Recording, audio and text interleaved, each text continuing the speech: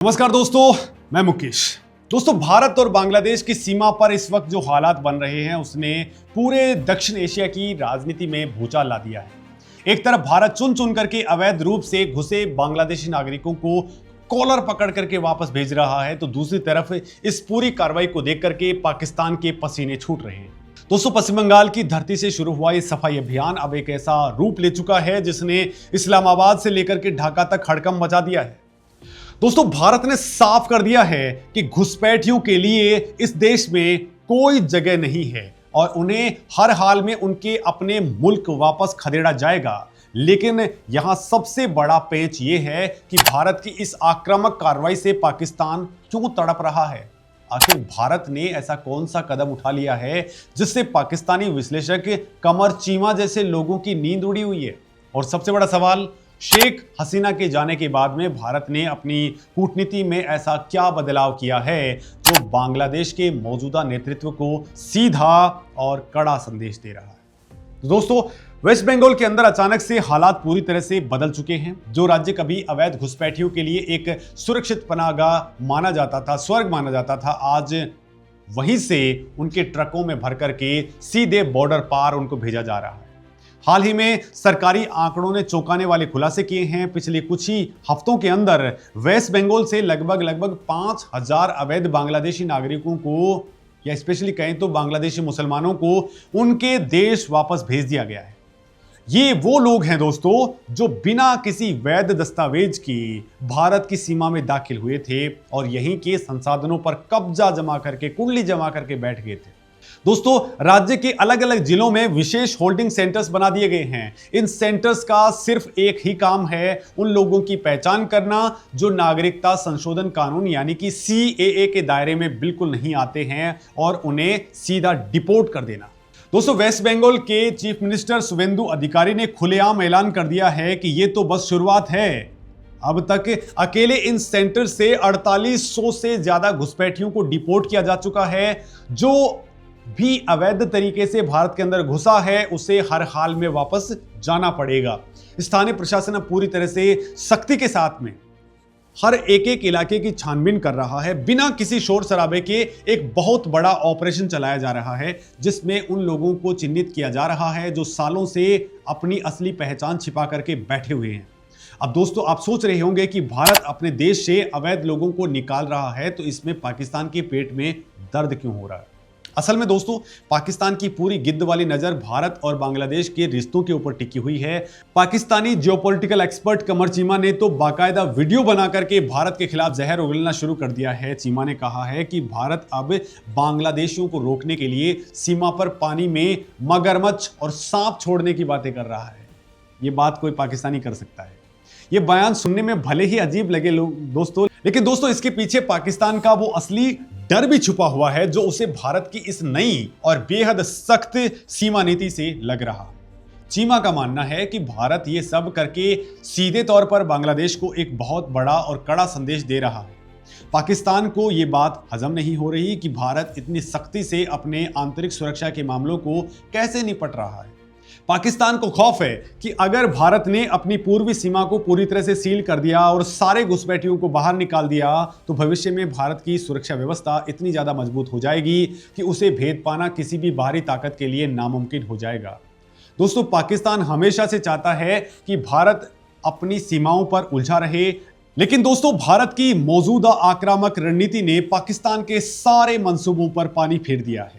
भारत ने ढाका में अपने कूटनीतिक रुख को पूरी तरह से पलट करके रख दिया है।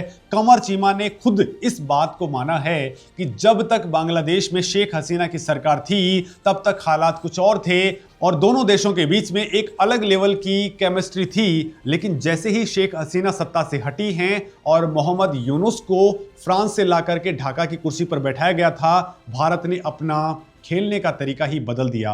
भारत ने इस बार बांग्लादेश में किसी आम राजनयिक को नहीं बल्कि एक कद्दावर राजनीतिक पृष्ठभूमि वाले व्यक्ति को अपना दूत बना करके भेजा। कूटनीति की दुनिया में यह कोई सामान्य फैसला नहीं, इसका सीधा सा मतलब होता है कि भारत अब सीधे तौर पर बिना किसी प्रोटोकॉल के राजनीतिक संदेश देना चाहता है। दोस्तों, भारत इस बात से बिल्कुल खुश नहीं है कि बांग्लादेश में सत्ता का परिवर्तन किस तरीके से हुआ और कैसे बाहरी ताकतों ने मोहम्मद यूनुस को यहां पर स्थापित कर दिया था। अब दोस्तों, भारत का ये राजनीतिक दूत वहां जाकर के सिर्फ फाइलें नहीं पलटेगा, बल्कि सीधा राजनीतिक संवाद करेगा और भारत के हितों की रक्षा के लिए एकदम सख्त फैसले लेगा। भारत ने दिखा दिया कि पड़ोस में होने वाले किसी भी बदलाव का असर वो अपने ऊपर हावी नहीं होने देना चाहता, बल्कि अपनी शर्तों पर बात करेगा।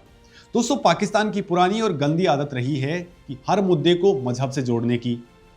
कमर चीमा ने भी अपनी बौखलाहट में बिल्कुल यही किया। उसने कोई और तार्किक बात नहीं की, तो उसने ये कहना शुरू कर दिया कि भारत ये सब इसलिए कर रहा है क्योंकि मामला उनके मुसलमानों से जुड़ा हुआ है। चीमा ने बेबुनियाद आरोप लगाया कि भारत की सत्तावादी ताकतें बांग्लादेश के खिलाफ काम कर रही हैं। उसने यहाँ तक कहा कि शेख हसीना भारत को जो सर्विस या सहयोग देती थी, वो सहयोग खालिदा जिया का बेटा तारिक रहमान क्यों देगा?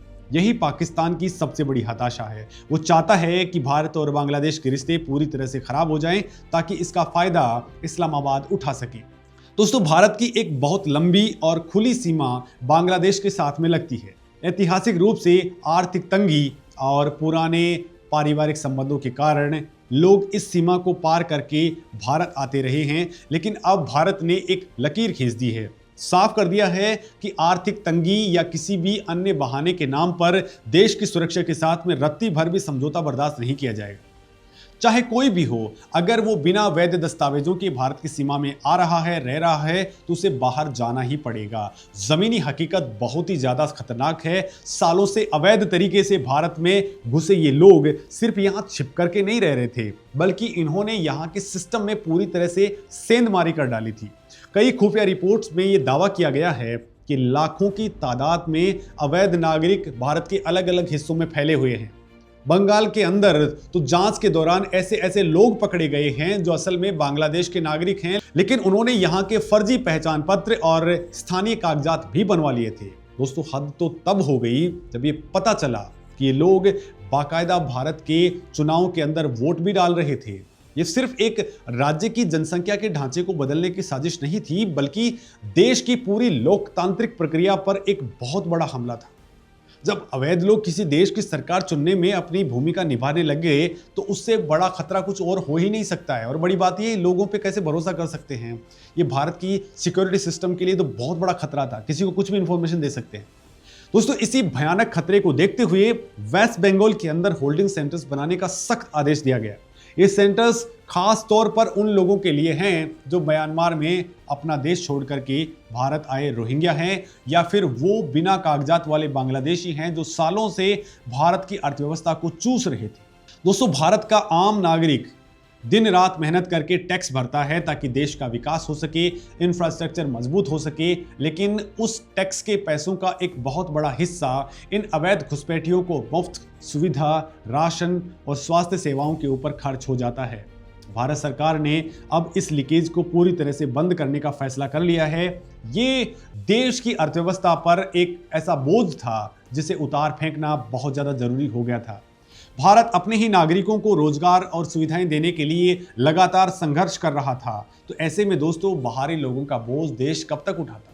अब दोस्तों, समझते हैं कि भारत के लिए बांग्लादेश रणनीतिक रूप से इतना अहम क्यों है और क्यों वहां की छोटी सी भी हलचल भारत के लिए बड़ा बात हो जाती है। तो दोस्तों, भारत के उत्तर पूर्वी राज्यों की कनेक्टिविटी के लिए बांग्लादेश सबसे अहम कड़ी है।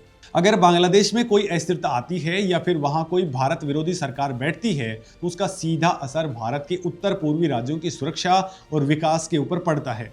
सिलीगुड़ी कॉरिडोर की संवेदनशीलता को देखते हुए भारत कभी भी अपने पड़ोस में किसी भी तरह की अराजकता को बर्दाश्त नहीं कर सकता है। भारत ने बांग्लादेश में अरबों डॉलर के डेवलपमेंट प्रोजेक्ट्स चला रखे हैं। वहाँ के इंफ्रास्ट्रक्चर, बिजली और रेलवे सेक्टर्स के अंदर भारत का बहुत बड़ा इन्वेस्टमेंट है। ऐसे में अगर वहाँ कोई ऐसी सरकार आती है जो भारत विरोधी तत्वों को बढ़ावा देती है या पाकिस्तान के इशारे पर नाचती है, तो भारत चुपचाप बैठ कर के तमाशा देखने वालों में बिल्कुल नहीं है। दोस्तों, कमर चेमा जैसे पाकिस्तानी विश्लेषक इसी बात से खुश होने का सपना देखते हैं कि शायद अब भारत का प्रभाव बांग्लादेश में कम हो जाएगा और पाकिस्तान वहां अपना खेल खेल लेगा। लेकिन भारत ने अपनी सख्त डिपोर्टेशन नीति और राजनीतिक दूत भेज करके यह साबित कर दिया है कि वो अपनी शर्तों पर काम करेगा। दोस्तों, भारत की यह कार्रवाई सिर्फ कुछ हजार लोगों को ट्रक में लाद करके वापस भेजने तक सीमित नहीं है। इसके पीछे साउथ एशिया की राजनीति के लिए एक बहुत बड़ा कूटनीतिक संदेश भी छिपा हुआ है। पहला संदेश है बांग्लादेश के नए नेतृत्व को कि अगर आप भारत विरोधी ताकतों को पनाह देंगे या भारत की सुरक्षा चिंताओं को नजरअंदाज करेंगे तो भारत भी आपके नागरिकों को किसी भी तरह की रियायत नहीं देगा। कोई भी अवैध नागरिक अब भारत की जमीन के ऊपर सुरक्षित नहीं है। दूसरा संदेश ये है कि सीधे तौर पर पाकिस्तान के लिए है जो कि भारत अपनी सीमाओं को लेकर के अब पहले की तरह रक्षात्मक नहीं रहेगा। भारत अब फ्रंट फुट पर आके खेल रहा है।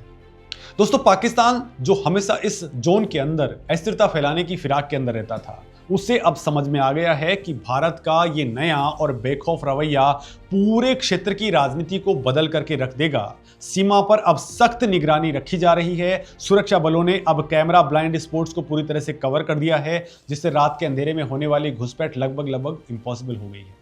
दोस्तों, आधुनिक तकनीक और ड्रोन्स का इस्तेमाल करके सीमा के ऊपर निगरानी की जा रही है, जिससे परिंदा भी पर नहीं मार सकता है।